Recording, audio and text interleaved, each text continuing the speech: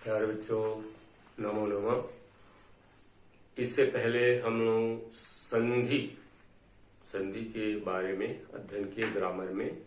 उस संधि किसे कहते हैं, संधि कितने प्रकार की होती है और जो संधियां होती है वो संधि या किस तरह होती है, फिर स्वर संधि है तो स्वर संधि कितने प्रकार है, इसके बारे में आपको मैं बताया।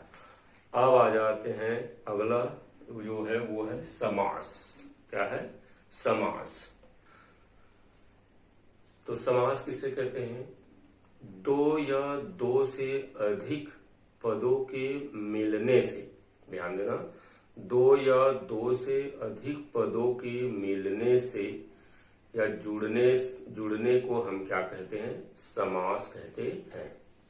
एक बार और ध्यान देना, दो या दो से अधिक पदों को मिलाने से या मिलाने को या जोड़ने को क्या कहते हैं? समास कहते हैं। समास के शब्द स्वतंत्र होते हैं, किंतु जब यह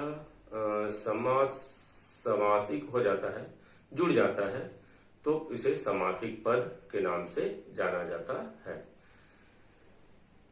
इसी समासिक पद को जब अलग करते हैं, इसको अलग करने की जो प्रक्रिया होती है वो क्या कहलाती है? समास विग्रह। समझ में?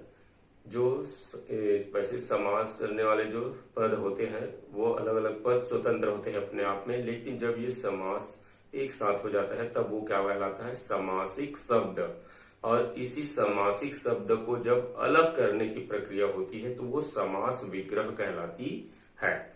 जैसे देखो, मैं एक उदाहरण, राष्ट्रपति, क्या लिखा है? राष्ट्रपति।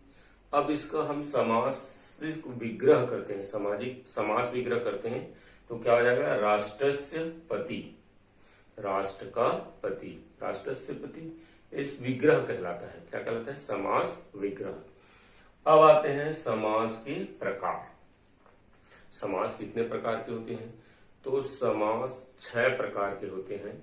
तत्पुरुष, पहला तत्पुरुष समास, दूसरा द्विगु समास, तीसरा द्वंद्व समास, चौथा कर्मधारय समास, पांचवा बहुब्रीहि समास और छठवा है अव्ययी भाव समास। ठीक है, तो समास कितने प्रकार के हैं? समास 6 प्रकार के हैं। ये जो 6 प्रकार है, तत्पुरुष, द्विगु, द्वंद्व, कर्मधारय, बहुब्रीहि और अव्ययी भाव समास। अब इन 6 समास, तो जैसे तत्पुरुष है तो तत्पुरुष किसे कहते हैं उसके बारे में देखते हैं। पहला जो है तत्पुरुष समास। पहला क्या है? तत्पुरुष समास। इसमें पहला पद विशेषण और दूसरा पद विशेष्य होता है। तत्पुरुष समास जब में पहला पद विशेषण और दूसरा पद क्या होता है? विशेष्य होता है। जब हम इस समास का, तत्पुरुष समास को समास विग्रह करते हैं, तब इसमें द्वितीय से सप्तमी विभक्तियों तक का उपयोग किया जाता है। द्वितीय से सप्तमी विभक्तियों का प्रयोग किया जाता है, या यूं कह सकते हैं जिसमें विभक्तियों का प्रयोग हो वह कौन से समास कहलाता है?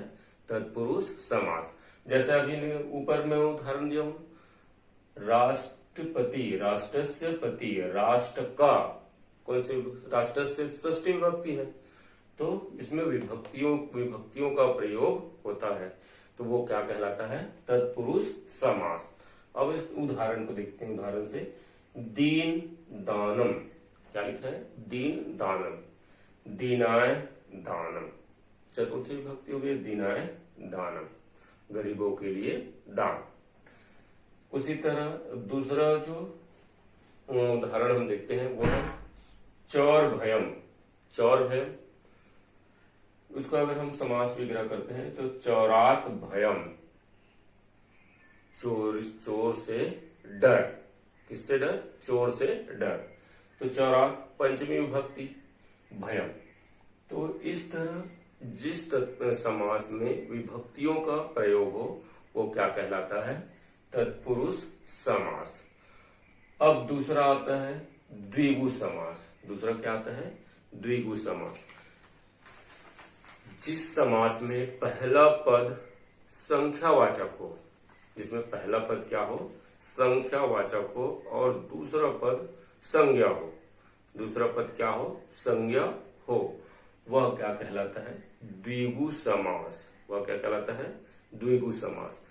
द्विगु समास में सब पहला जो पद होता है उसमें संख्यावाचक रहती है, मतलब संख्या लिखी हुई रहती है।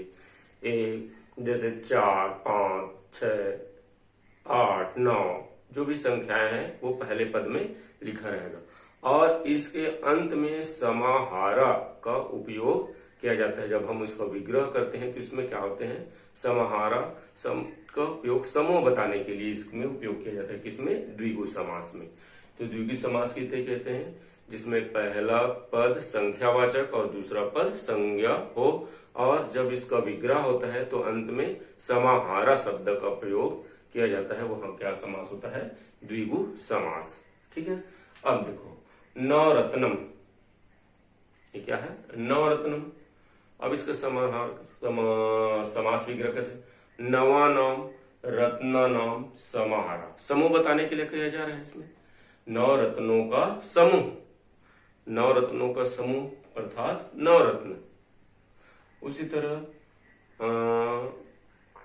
तरह और जैसे पंचवटी, पंचवटी है तो पंचानाम वटानाम समाहारा, 5 वटों का समूह, 5 वटों का समूह।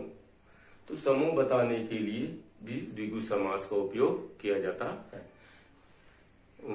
वैसे ही है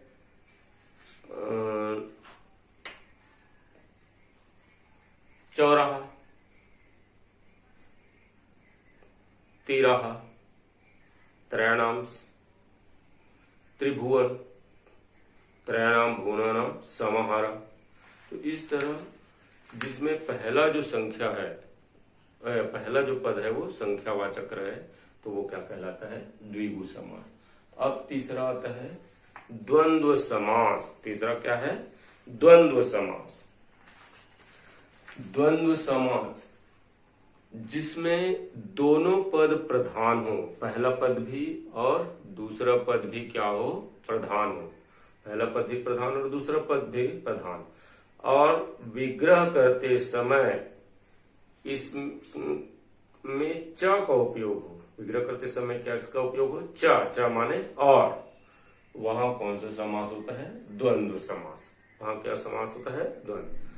मैं एक बार और ध्यान से सुनना, जिसमें दोनों पद प्रधान हो और विग्रह करते समय च का प्रयोग हो, वह क्या कहलाता है, द्वंद्व समास। च माने और से शब्द से जुड़ा हुआ रहता है। जैसे पितरो, जैसे उदाहरण में देखते हैं पितरो, माता च पिता च, माता और पिता। राम लक्ष्मण, राम च लक्ष्मण च, राम च लक्ष्मण च, राम और लक्ष्मण। कृष्ण अर्जुनो, कृष्ण च अर्जुन च, तो कृष्ण और अर्जुन। तो इस तरह जब समास विग्रह होता है तो उसमें च का उपयोग किया जाता है। तो वह कौन सा समास कहलाता है, द्वंद्व समास कहलाता है। ठीक है। उसके बाद चौथा देखते हैं कर्मधारय समास। क्या है, कर्मधारय समास। इसमें कर्मधारय समास किसे कहते हैं, तो कर्मधारय समास जिसमें पहले पद की विशेषता दूसरा पद उसकी विशेषता बताए, जिसमें पहले पद की विशेषता को दूसरे पद से स्पष्ट हो, वह क्या कहलाता है, कर्मधारय समास कहलाता है। जिसमें पहले पद की विशेषता दूसरा पद बताता है। जैसे घन श्याम, घन श्याम क्या है, श्याम है, घन, घन श्याम, घन इव श्याम, क्या है, घन इव श्याम। मुख कमलम, दूसरा देखो, मुख कमलम, मुख तो सभी का होता है, लेकिन कमल के समान, किसके समान, कमल के समान। मुख वाला, मुखम कमलम इव, मुख कमलम इव, कमल के समान। तो इसमें क्या कर रहा है, पहले शब्द की विशेषता दूसरे शब्द बता रहा है, तो वहां कौन सा समास हो जाता है? कर्मधारय समास। पांचवा है बहुब्रीहि समास। कौन सा समास? बहुब्रीहि समास। बहुब्रीहि समास में न तो पहले पद की प्रधानता होती है और न ही दूसरे पद की, बल्कि दोनों पद मिलकर किसी अन्य की ओर संकेत करता है, किसी अन्य को व्यक्त करता है, वहां बहुब्रीहि समास होता है, जिसमें न तो पहला पद प्रधान होता है और न ही दूसरा पद प्रधान होता है, बल्कि दोनों मिलकर किसी तीसरे की को व्यक्त करता है, वहां बहुब्रीहि समास होता है। जैसे दशानन, नाम दशानन, दशानन शब्द है। अब इसका अगर हम समास विग्रह करते हैं तो दस आननानि यस्य सह, वह जिसका 10 सिर हो, वह जिसका 10 सिर हो। यहाँ दशानन लिखा है, यहाँ रावण लिखा है क्या? नहीं। अब 10 सिरों वाला कौन है? 10 सिरों वाला कौन है? तो रावण, इसलिए यहाँ रावण। तो यह रावण के बारे में चर्चा नहीं हुआ था, लेकिन जब अगर समास विग्रह होता है तो जिसमें न तो पहला पद प्रधान होता है और न ही दूसरा पद, इसमें दोनों पद प्रधान नहीं होकर दोनों मिलकर किसी तीसरे की विशेष तीसरे की ओर संकेत करता है, वो क्या कहलाता है? बहुब्रीहि समास। तो 10 आनानि यस्य स, अर्थात दशानन, तो कौन है वो? रावण। इसी तरह पीतांबर, पीतम अंबरम यस्य सः, वह जिसका वस्त्र पीला है, वह जिसका पीला वस्त्र है, ऐसे भी बोल सकते हो। अर्थात विष्णु, अर्थात कृष्ण, अर्थात विष्णु अर्थात कृष्ण, जिसमें पीतांबर है, तो न तो पीला का प्रधान है और न ही वस्त्र प्रधान है, बल्कि उन दोनों मिलकर किसी तीसरे को बता रहा है। किसको? कृष्ण को, राम को, विष्णु को, विष्णु जो देव है उनका, उनकी ओर इंगित कर रहे हैं। कौन? पीला वस्त्र। तो पीतांबर, पीतम अंबरम यस्य स। इसके बाद जो और आता है छठवा, वो है अव्ययी भाव समास। क्या है? अव्ययी भाव समास। छठवा जो है अव्ययी भाव समास।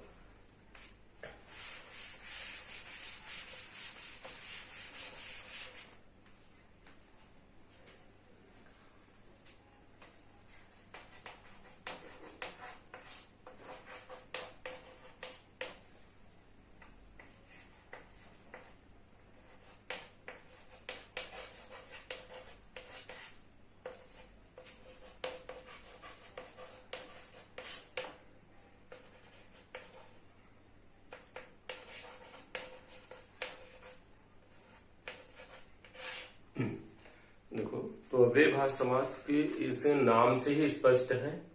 जिस अव्यय क्या है? अव्यय। तो जिसमें पहला पद अव्यय हो, जिसमें पहला पद क्या हो? अव्यय हो, वह अव्ययी भाव समास कहलाता है। इसके जो समासी शब्द है अव्ययी भाव का, में सभी में शुरू में क्या लगा रहेगा? अव्यय। जैसे यथा, उप, प्रति, ये सब क्या है? अव्यय है। तो जिसमें पहला पद अव्यय हो और हाँ में अंत में अनतिक्रम्य है या जुड़ने के लिए है, तो जैसे उप गंगम है तो गंगाया समीपम, तो इस तरह समीपम है, ये शब्दों का प्रयोग हुआ रहता है। इसमें अव्यय भाव अगर विग्रह हुआ है तो अनिक्रम, समीपम, और कई बार 2 बार वही शब्द, जैसे प्रतिदिनम है तो उसका क्या हो जाएगा? दिनम दिनम।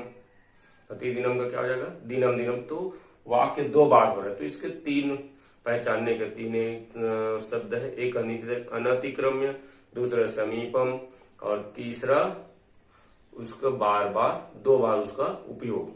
2 बार, जैसे प्रतिदिनम है तो दिनम दिनम। तो इस तरह का जो समास है वो कौन सा समास कहलाता है? अव्ययी भाव समास कहलाता है। ठीक है, तो समास 6 प्रकार के, और 6 प्रकार के समास हुए, और उन 6 प्रकार के समास का जो उदाहरण है, और बहुत सारे उदाहरण मुख्य पुस्तकों में दिया हुआ है, उन उदाहरणों से आप भी उसे विग्रह करके देखिए। अब विग्रह करने आ गया तो अच्छी बात है, नहीं आया तो और उसमें बार बार प्रयास करोगे तो एक बार जरूर आ जाएगा, और उसके बावजूद भी अगर समझ में नहीं आएगा तो आप मुझे पूछ सकते हैं। धन्यवाद।